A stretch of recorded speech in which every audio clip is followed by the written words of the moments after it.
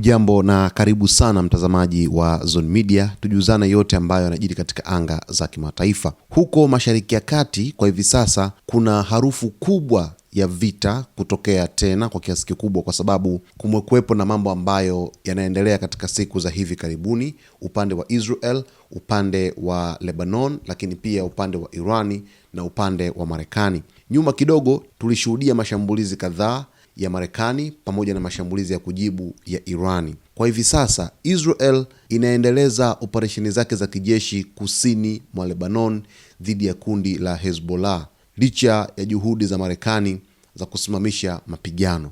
Yaani kupitia amri ya Waziri Mkuu wa Israel Benjamin Netanyahu, ambayo imekuwa ikitoka kwa jeshi la Israel IDF kutekeleza mashambulizi huko kusini mwa Lebanon, kiasi ambacho kwa kiasi kikubwa kimeleta hofu kubwa, lakini pia kimefanya sasa mpaka Irani kuingilia kati kutokana na onyo ambalo limetolewa na makao makuu ya jeshi la Irani Hatam al-Anibia. Wamesema kwamba ikiwa Israel itatekeleza tishio lake la kushambulia Beiruti, wakazi wa kaskazini mwa Israel na makazi ya kijeshi wanapaswa kuondoka maeneo hayo ikiwa hawataki kuathiriwa. Sasa kinachoendelea ni kwamba Israel inaendeleza mashambulizi yake makali huko maeneo ya Lebanon, lakini kuna onyo ambalo Israel walilitoa kwamba huenda wakashambulia katikati mwa Lebanon katika mji mkuu wa Beiruti, wenyewe wakidai kwamba wanaidhoofisha Hezbollah na kulenga maeneo yake ya kijeshi,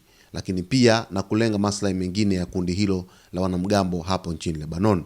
Sasa Irani imeingilia kati, imesema kwamba kama Israel itaendeleza mashambulizi yake kwa kushambulia Beiruti, basi wakazi wote wa kaskazini mwa Israel na makazi ya kijeshi wanapaswa kuondoka haraka ikiwa hawataki kuathiriwa. Maana yake ni kwamba Irani italipa kisasi. Kwa nini Irani inafanya hivi? Kwa sababu katika moja ya sharti ambalo liliwekwa la ceasefire, yani mapigano yaweze kusitishwa, ni Israel iache kuishambulia Lebanon, kwa sababu Lebanon kuna kundi la wanamgambo la Hezbollah ambao ni washirika wakubwa wa nchi ya Irani. Sasa Irani inasema kabisa kwamba Israel inavunja makubaliano ya kusitisha mapigano kwa sababu wao wanafanya mashambulizi huko nchini Lebanon, na sasa hivi operesheni zake za kijeshi zimeongezeka kwa kiasi kikubwa sana, hadi kafika hatua kwamba rais wa Marekani Donald Trump siku ya Jumatatu alimpigia simu waziri mkuu wa Israel Benjamin Netanyahu na kuzungumza naye kwa ukali kabisa.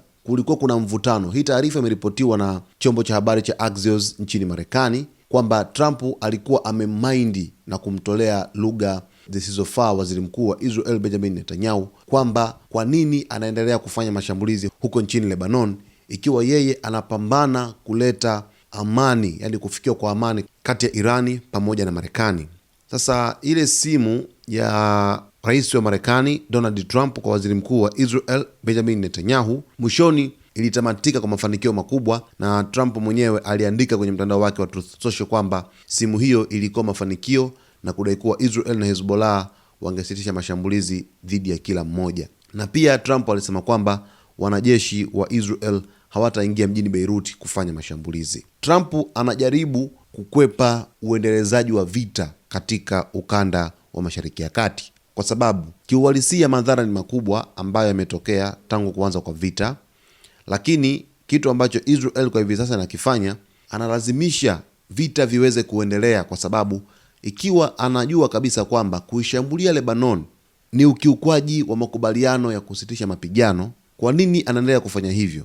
Kwa sababu ishara zinaonekana kwamba huenda bado Israel anatamani kukaa kwenye vita kwa muda mrefu zaidi, kitu ambacho Trump anajaribu kukikwepa kwa kiasi kikubwa sana. Ndio maana Irani sasa ikasema kwamba kama Israel itafanya mashambulizi pale Beirut, basi wakazi wa kaskazini mwa Israel na makazi ya kijeshi wajiandae na wanapaswa kuondoka maeneo hayo ikiwa hawataki kuathiriwa.